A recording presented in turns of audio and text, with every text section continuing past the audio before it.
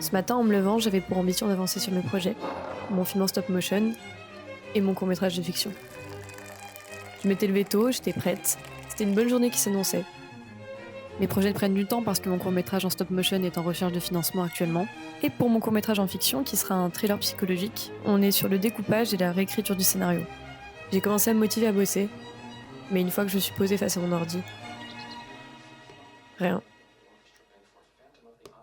J'essayais d'écrire un truc intéressant, quelque chose de novateur, mais rien de bon sortait. Et ce truc de vouloir toujours trouver la bonne idée, la bonne manière de le raconter, je trouve que ça tue toute la créativité. Ce pic de motivation qu'on a au début, celui qui te fait dire «Allez, aujourd'hui, je m'y mets», il est vite rattrapé par le doute. Et ce doute, il vient bouffer toutes tes ambitions.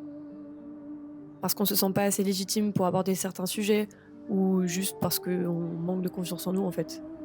Moi, je fais partie de ceux qui commencent plein de projets, mais qui les finissent rarement entièrement. Et c'est à cause de ce manque de confiance en soi et le fait de ne pas croire en ses capacités.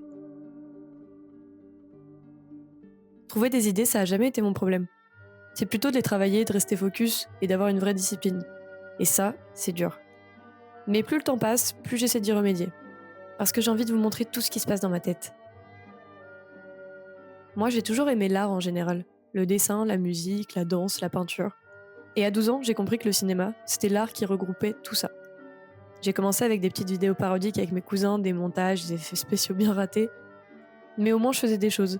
Quand on est enfant, on crée sans réfléchir, sans se comparer, sans douter. Et maintenant, j'aimerais juste réussir à retrouver cette liberté-là, en ayant cette confiance instinctive.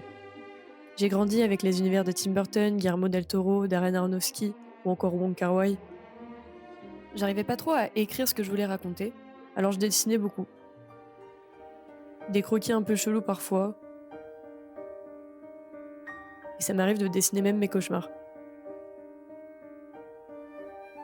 Et puis un jour j'ai compris. Moi ce que je veux raconter, c'est la folie humaine. Les limites, les dérives, les choix difficiles, parfois cruels qu'on peut faire pour arriver à ses fins, ce flou entre le bien et le mal, et la possibilité de se racheter malgré tout, la rédemption et même le thème de l'amour. J'ai pas encore trop réfléchi à pourquoi mes idées sont aussi étranges, mais je crois que c'est peut-être un genre d'exorcisme inconscient, une façon de sortir les choses mauvaises de ta tête. Alors aujourd'hui, j'ai décidé de faire vivre ces idées, et je vous propose de venir avec moi dans ma tête, et dans cette aventure qui s'annonce un peu folle. Mais entre fous, je suis sûre qu'on se comprend. Ce que je vous ai montré aujourd'hui, c'est un petit bout de ce qu'il y a dans ma tête, et il y a encore plein d'autres choses à venir, des projets, des films. Alors si tu veux voir la suite, reste ici, abonne-toi, parce que c'est que le début.